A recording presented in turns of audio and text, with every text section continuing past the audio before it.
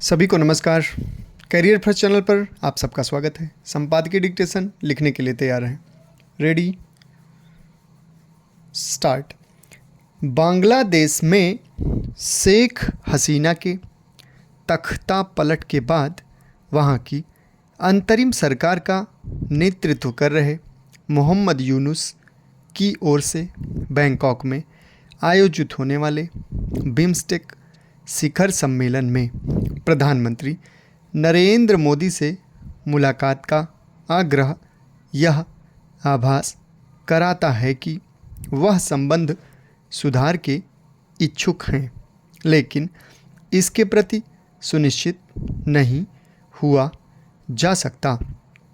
इसलिए नहीं हुआ जा सकता क्योंकि बांग्लादेश में भारत विरोधी वातावरण तैयार किया जा रहा है।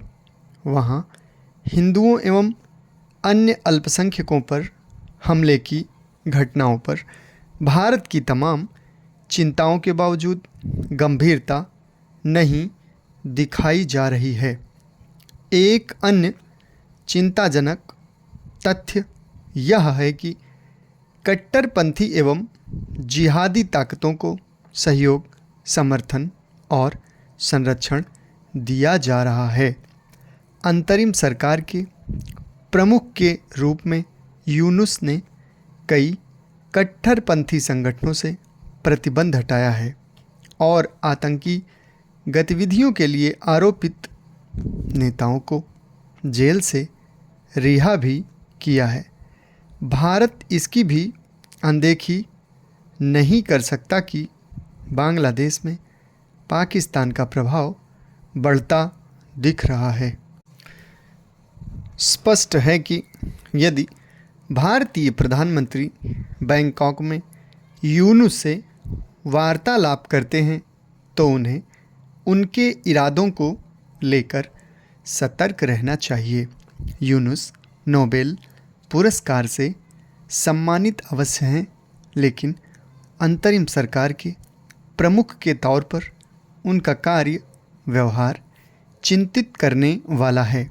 वह यथाशीघ्र चुनाव कराने में रुचि दिखाने के बजाय ऐसे एजेंडे अपने हाथ में ले रहे हैं जिससे लंबे समय तक सत्ता में बना रहा जाए।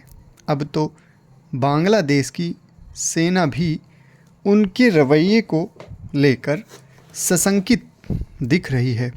पूर्व प्रधानमंत्री शेख हसीना के विरुद्ध जिन छात्रों के विद्रोह के चलते यूनुस बांग्लादेश की अंतरिम सरकार के प्रमुख बने, उन छात्रों ने पिछले दिनों नेशनल सिटीजन्स पार्टी नाम से अपना अलग दल गठित कर लिया और यह आरोप भी लगाया कि सेना शेख हसीना की पार्टी आवामी लीग को फिर से सत्ता में लाने की साजिश रच रही है। यह चकित करने वाला घटनाक्रम है, इसलिए और भी क्योंकि बांग्लादेश की सेना ने इस पार्टी के आरोपों को हास्यास्पद और निराधार करार दिया। भारत को बांग्लादेश के घटनाक्रम पर इसलिए निगाह रखनी होगी क्योंकि माना जा रहा है कि छात्रों की इस नई पार्टी के गठन के पीछे यूनुस का ही हाथ है। फिलहाल यह कहना कठिन है कि बैंकॉक में यूनुस और पीएम मोदी की भेंट होती है या नहीं, लेकिन भारत को यह सुनिश्चित करना होगा कि एक तो बांग्लादेश के हिंदुओं एवं अन्य अल्पसंख्यकों की रक्षा हो और दूसरे वहाँ सक्रिय भारत विरोधी तत्वों पर लगाम लगे।